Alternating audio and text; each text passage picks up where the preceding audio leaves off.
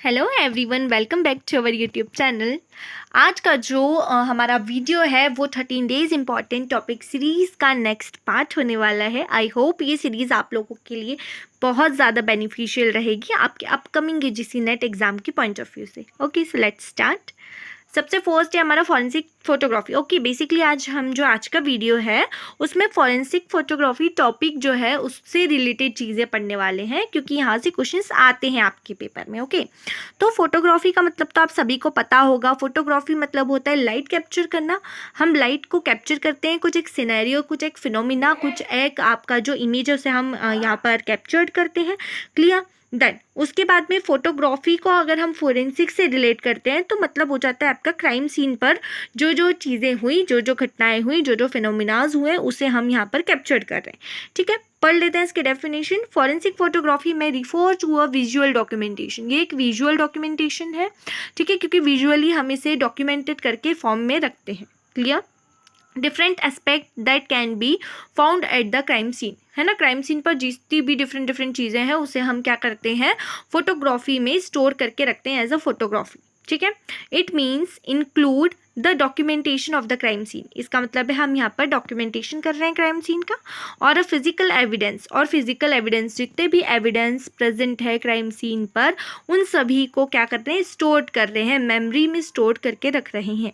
That is either found at a crime scene और already processed in a laboratory, और जा करके हम इसे लेबोरेटरी में चेक भी कर सकते हैं कि यहाँ पर अगर हो सकता है कोई भी आपका एविडेंस है वो उस टाइम पर कैसा था जिस टाइम पर आप एक्चुअल क्राइम सीन पर गए थे, हो सकता है वो कंटामिनेटेड हो गया हो लेबोरेटरी तक जाते जाते, तो वो कैसा है, उस टाइप से है या नहीं है, तो यहाँ पर आप उसको मैच करके देख सकते हो फॉरेंसिक फोटोग्राफी से।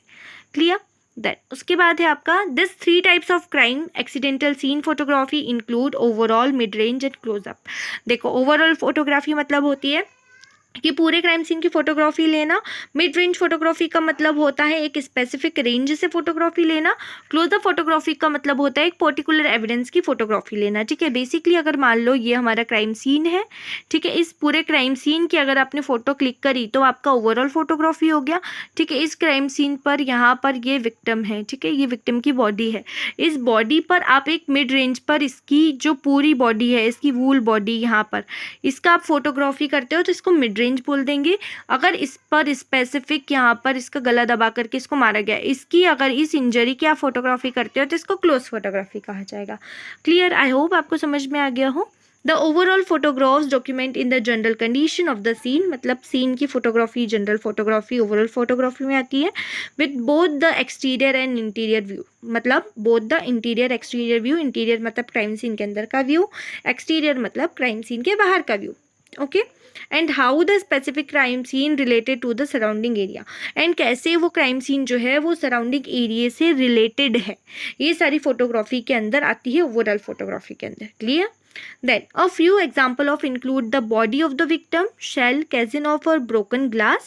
A forensic photographer might also be asked to photograph injury of a victim who is alive was a attacker. ठीक है, यहाँ पर आपको जो इंजरीज है उनकी भी फोटोग्राफ्स यहाँ पर क्लिक करनी होती है। That the camera used most often in a crime investigation is DSLR camera. Digital SLR camera जो है, सिंगल लेंस रिफ्लेक्सेस कैमरा जो है वो यूज़ किए जाते हैं हमारे फॉरेंसिक फोटोग्राफी में मोस्ट केसेस में। ठीक है, it was originally made under the direction of Alphonse बर्टिलॉन।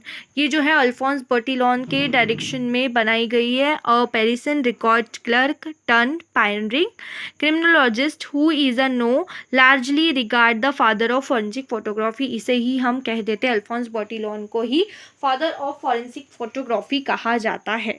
ठीक है, क्लियर है यहाँ पर चीज़ें। सो नेक्स्ट है taking picture of the evidence. Each piece of evidence should be photographed both with the scale और indicate द साइज। स्केल के basis पर हमें यहाँ पर इंडिकेट करते हुए, साइज को इंडिकेट करते हुए फोटोग्राफी क्लिक करनी चाहिए। जैसे मान लो यहाँ पर एक एविडेंस है, ठीक है, मान लो नाइफ है यहाँ पर, तो इस नाइफ की फोटोग्राफी मैं कैसे करूँगी, यहाँ पर इसके साइड में मैं स्केल रखूँगी। ठीक है, उस स्केल्स के मेजरमेंट से कि कितना बड़ा था, इसकी विड्थ कितनी थी, इस बेसिस पर मैं फोटोग्राफी करूँगी। Clear? Scale to show a relationship of overall scene. The photograph should be taken directly at a right angles, eliminated potential distance, distortion और a clear visualization. इस तरीके से फोटोग्राफ लेना है कि वो क्लियरली विजिबल हो जाए, ठीक है, राइट एंगल में हो और क्लियरली विजिबल हो, ठीक है. The main type of photograph shape overrated difficult to spot are regular recognisable organic and abstract. यहाँ पे आपको ये 4 चीज़ें यहाँ पर ध्यान में रखनी है, ठीक है. देखो क्या होता है बेसिकली फोटोग्राफी में हम क्या करते हैं, डिफरेंट कैटेगरी, कलर फोटोग्राफी भी कर देते हैं, ठीक है, ब्लैक एंड वाइट फोटोग्राफी भी करते हैं हम, ठीक है, black and white photography, colour photography, forensic photography, आपका fluorescence photography, UV visible photography, ठीक है. ये सारी फोटोग्राफी हम करते क्यों हैं, ताकि हमको जो इंजरीज हैं या एविडेंसेस हैं वो यहाँ पर विजिबल हो जाए, ठीक है. ओवरऑल बेसिकली 3 टाइप्स की फोटोग्राफी होती है, ओवरऑल फोटोग्राफी, ठीक है, मिड रेंज फोटोग्राफी और क्लोजअप फोटोग्राफी. ओवरऑल को अपन फार फोटोग्राफी भी बोल देते हैं, ठीक है. मिड रेंज फोटोग्राफी एक पर्टिकुलर रेंज पर ली गई फोटोग्राफी, जैसे 90 डिग्री हो गया, 45 डिग्री का एंगल हो गया, ये सारी मिड रेंज में आ जाती है. क्लोजअप फोटोग्राफी में इंजरी की फोटोग्राफी आ जाएगी, किसी भी एविडेंस की फोटोग्राफी आ जाएगी जिसमें सिर्फ वही इंजरी और फोटोग्राफी जो है वो शामिल हो. इसी के साथ साथ वीडियोग्राफी भी की जाती है, ओवरऑल क्राइम सीन जितना भी है उसकी वीडियोग्राफी की जाती है, ठीक है. एक स्पेसिफिक एंगल से लेकर के पूरी वीडियोग्राफी कलर्ड में और ब्लैक एंड वाइट दोनों में यहाँ पर की जाती है, जो कि इम्पॉर्टेंट रोल प्ले करती है आपका जो कोर्ट है, कोर्ट में, क्योंकि जज जो है उनके सामने कुछ चीज़ें रखी जाती हैं, उनके सामने कुछ ऐसे क्राइम के बारे में बात की जाती है जो उन्होंने खुद से विजिबल नहीं किया हो, तो उनके खुद से विजिबल नहीं है, दैट्स वाई हम ये रिकॉर्ड मेंटेन करके रखते हैं कि अगर उन्हें कोई दिक्कत आएगी तो हम ये वीडियोग्राफी या फोटोग्राफ जो है वो वहाँ पर पेश कर सकेंगे कोर्ट में, ठीक है. तो फोटोग्राफी जो है इज अ कॉरोबोरेटिव एविडेंस जो है, हेल्पिंग एविडेंस जो है वो यहाँ पर काम करती है. कॉरोबोरेटिव एविडेंस का मतलब ही होता है helping evidence. Clear? I hope आपको ये वीडियो अच्छा लगा हो. अगर आपके लिए बेनिफिशियल हो तो प्लीज़ अपने फ्रेंड्स के साथ में ज़रूर से शेयर कर दीजिएगा. इसी के साथ साथ फॉरेंसिक ट्रेजर जो है हमारा वो टेलीग्राम चैनल, जहाँ पर आपको पोल क्वेश्चंस डेली बेसिस पर देखने को मिलेंगे, वैकेंसीज़ के अलर्ट डेली आपको देखने को मिलेंगे, वो आप ज्वाइन कर सकते हो ताकि आपसे कोई भी चीज़ मिस ना हो जाए, ठीक है. उसी के साथ साथ फॉरेंसिक जो ट्रेजर है उसका एक डिस्कशन ग्रुप है. उस डिस्कशन ग्रुप में आप बेसिकली कोई भी क्वेश्चन हो गया आपको नहीं बन रहा है, आप वहाँ पे साइन करके पूछ सकते हो मुझसे. वहाँ पर आपको कोई भी डिफ़िकल्टी है, किसी वैकेंसी को लेकर के कोई भी क्वेश्चन है या कोई भी ऐसी प्रॉब्लम है फॉरेंसिक रिलेटेड, वो वहाँ पर डिस्कस आप कर सकते हो, तो आप उसे भी अच्छे से ज्वाइन कर लीजिएगा. Okay, clear? Thank you, thanks for watching.